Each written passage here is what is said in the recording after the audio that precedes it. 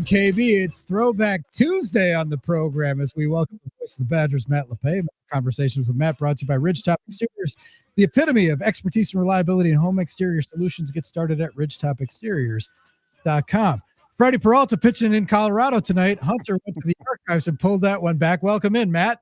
Yeah, you're digging deep for that one. By the way, striking out the side, he faced three hitters in honor of Mike Vassallo. It wasn't like two other guys reached and he got three guys out via the strikeout. He actually struck out the side. He was truly Freddie fastball on that day. It was, that was a remarkable story. His folks came in thinking he was going to be pitching in Colorado Springs. Lo and behold, then the AAA, as you know, of the Brewers. Lo and behold, he's on the mound at Coors Field and just is electric. That was a fantastic day. Had to be a good day. Days like that, when you're in the booth, you did enough baseball to know that it can be a little bit Groundhog Day-ish, but you get something that stands out like that. It's like, whoa. Yeah, they've had enough of those moments, great games when you least expect it. And yeah, that was pretty cool. And I just remember, meeting him down in the hotel lobby, the morning of the game. And he just had this, bright-eyed look. And if he was nervous, he hit it pretty well. And, we're all kind of learning about him on the fly. And I think Sophia, well, I know Sophia because she's great at what she does. She, was talking to family members who were there and did great work and just helping tell the story in a rather rapid fire way as we all were learning about Freddie Peralta in his debut as a Brewer. And what a path he's had. And here he is now, the opening day starter 2 years in a row, starting tonight against the Rockies, returning to the site of his debut, called by our own Matt Lepay, the voice of the Badgers. Okay, so speaking of great games, how about last night? Oh, my goodness. I didn't know whether to be thrilled for Florida because of the comeback or be in pain for Houston because of, the agony, the humanity of their meltdown. Yeah, I was the same way. And Houston did everything but win because the best chance for Houston to win was to keep a game in the 60s, maybe high 60s, low 70s at most. It did that. Neither team shot the three very well. But yeah, every time at the end of these things, and having been there 10 years ago, and just as a broadcaster, I can only try to imagine how it felt as a player. But at the end of the championship game and the confetti falls, and it's not for you. Always for those Houston guys, like, oh, that was, and I had no dog in the fight, didn't care, thought Houston would win. But it was like, oh, you are ahead 99% of the game. And then it gets away from you. And then you don't get a shot on the last possession. That's a tough one to have to stomach forever for those guys. The last couple of possessions, they struggled. Yes. And all right, this is the flip side of the coin. When it gets to late game situations, Matt, you've seen hundreds and hundreds of games from courtside.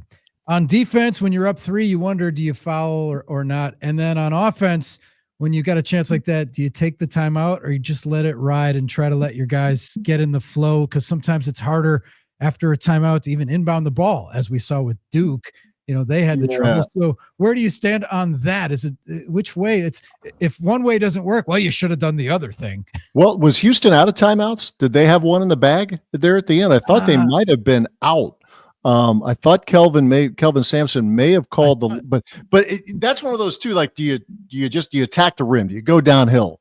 And if you got a shot, great. If you spray it out, go for the gusto with a 3. But I get, Florida defended the crap out of them too in that last possession. That was a reminder that they play defense down there in Gainesville too. Maybe analytically not as great as Houston, which was better than anybody, but it's still a top 10 defense in efficiency. And they really dug in. And it was, but if you're Kelvin Sampson, if you're Emmanuel Sharp, who hit some big shots in this tournament, and then he had the turnovers in the last 2 possessions. It's like I said, that's tough to have to live with now, knowing that you were empty on the 2 possessions with the championship in the balance. Is it fitting that Florida won, given the year the SEC had with all those teams in the tournament? And just, you can't even argue that's the best conference in basketball right now. Yeah, I think the Big 12 is really good too. I know Butchie and I talked about that during the tournament. They had really good teams. Texas Tech, obviously Wisconsin saw BYU, which was a really good team that Houston handled. a couple of times. I mean, dominated those games. But yeah, I got to give the SEC credit because we know them first and foremost as a football conference. But they, in the last few years, they have made a massive investment in, literally and figuratively into their basketball programs. They want to be really good at basketball, and you could just see the emphasis in that league. When you thought about the SEC, you thought mostly Kentucky. The Gators won back-to-back. We're talking 15, 16, probably longer than that now, right? Under Billy Donovan. But you don't think of the depth of the league, but you do now with what that, there didn't seem to be any layups, no pun intended, in that league. No matter who you played, you were going to be in for a tough one. Yeah, top to bottom quality, no doubt. We're talking to Matt Lepay, the voice of the Badgers. All right, well, shifting gears because it's changing of seasons. How about spring ball? What do you watch and what do you glean from watching spring practices? What I'm doing, it is about as exciting probably for a listener as watching paint dry to what I'm about to describe, because what I'm doing right now, because of the roster turnover, I would do it, did it in the quote old days, with graduation and all, but now with guys leaving and then guys coming in via the transfer portal, a lot of early enrollees in the freshman class. I'm jotting down, number 30 is Charles Perkins. He's from what school? I'm doing a lot of that over this. Today was the fourth practice that I was able to see. And more importantly, Drew at KB caught up with Dennis Krause, who was there doing some work for Spectrum. So it's always great to catch up with your colleague on the Packers radio. Yes. Fantastic. But for me, that's what it is. And then, watching an offense that I think as fans start to get acquainted with Jeff Grimes, the offensive coordinator, a lot of what they're trying to do is going to remind fans of some pretty good offensive concepts that they had under Paul Christ when he was the coordinator, and some of the really, and the head coach too, some of the better offenses that they had. Now the question is how good, what's that going to translate to? And at the end of August, when they start playing the games, they're bigger on the defensive line. They're bigger and stronger. We'll find out if they're better. I think the quarterbacks they're certainly more experienced with Billy Edwards, Danny O'Neill transfer from San Diego State. I think there is more skill and certainly more experience at that position right now. But even talking with Luke Fickell last week, they as a staff are going to learn a ton about where they are, as much as you can without playing somebody. But they're going to learn a lot about this personnel and how they mesh between now and at the end of their spring practice sessions. What do you think of the, we were talking about this with basketball, and now, the same thing as with football. It's the same big pot of soup with this NIL. It's going to be a whole entirely different starting quarterback this year at Wisconsin. They're just bringing him in, left and right. Are the days of developing people gone?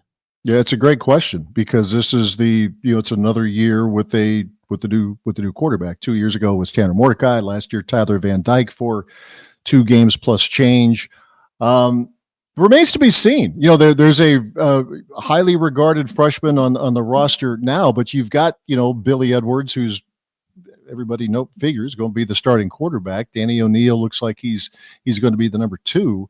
Don't know. I mean, to be honest with you, KB, I think you've got, for roster retention, you need to have the right amount of money. If you think that freshman or sophomore is someone who can develop, you've got to be able to keep him here. It's got to be worth the while of the player. The player has to believe in the system. But that's one of the great questions, particularly for a program like a Wisconsin. You would throw Iowa in that mix, probably Minnesota and some others that have really prided themselves on being developmental programs, guys who come in maybe a little bit under the radar and then they become really, really good players. That's one of the great questions that I'm not sure even the most educated of folks in this business would have a strong answer to right now. I mean, I just can't figure it out. You come in as a freshman and you want to develop as a quarterback. Why would you, and you have an open transfer portal. I just don't know why a kid would stick around. I'd go in as a freshman and go, okay, I'm not going to have to work that hard. I'll take my $2 million or whatever the hell it is. And then I'm going down the road. Yeah, I guess you only need one crazy school to do that, right? Almost sight unseen in terms of like, what has this guy really done? A lot of it is probably the system itself too. I mean, it's easy for us because we are of a certain age to say, hey, remember back in the day, like you weren't starting right away, particularly at quarterback as a freshman, you had to grow into it. But an 18, 19-year-old might look at us like we have two heads. If we say, what are you talking about? They'll rattle off guys who have. So it's going to be really interesting to watch over time. In basketball, Greg Gard's talked about it a lot. The feeling is get old, stay old, and the sports are different. But I think philosophically there can be some similarities with football, particularly at quarterback, where with all of this going on, I think coaches probably feel it. There's always pressure to the job. They sign up for that. But now with the portal, with the landscape being what it is, people are going to, without knowing all the intricacies of payroll and all that, well, you got the portal, you could turn this around in a hurry. You could turn it around on a dime. Now, that may not really be the case, but if you think that as a fan, then that's okay. Then your level of patience, the amount of patience you have, which probably is never very big to begin with, gets even smaller. How did they mitigate? This is their OTAs mini camp, right? This offseason. It's a maybe further removed, I guess, from the start of the season. But how do they mitigate the injury risk? Because the last thing anybody wants is for someone to get hurt at this time. Same way the NFL teams don't want anybody to get hurt when they're before training camp or even in training camp. So what kind of things do they do to safeguard? Because they want to, work up a lather, but they also want to keep guys healthy. Where's that line? Yeah, it's you have to get some answers to guys, but in terms of, okay, can this guy really help us? Can he bring someone to the ground if he's a linebacker? They'll do some of that work, but it's a lot different than what it used to be, and I think in the NFL probably even it's more different now with how much contact that goes on, even in fall camp. But you have to get in some work. But a lot of it is what they'll call thud. You're not bringing a guy to the ground. But there are times when you've got to scrimmage. You've got to find out full speed what you can do. You're going to be smart with your quarterback. And if you have other players who might be a little bit nicked up, if it's a real game, they're going to play, but in this kind of setting, they might have a different color jersey on, and that means lay off a little bit. But it's been a pretty physical spring camp, at least the 4 or 5 practices, I guess, that I've seen. But the all out is just going to look like a football game. That's a lot different than what it was like, 10, 15 years ago.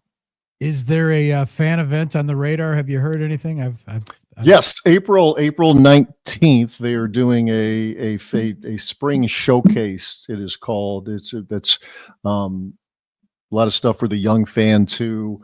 UWBadgers.com is the place to go to get your information for that. But I think that is like around noon or so it gets going. So that'll be the first real opportunity, I think, for fans to get a look. They'll do, it's not going to be a full blown spring game. I don't think. They're still, I think, tinkering with the details, but you'll get some scrimmage look in there, and fans will get their chance to see the quarterbacks and a lot of the new faces, but even some of these returning players whose roles are going to be more and more important. It's a good opportunity because they couldn't do this last year because the stadium was under construction. They did some work out in the backfield beyond the north end of the stadium. So it'll be hopefully a decent weather day for people to come out and just get a little taste of what this team might look like.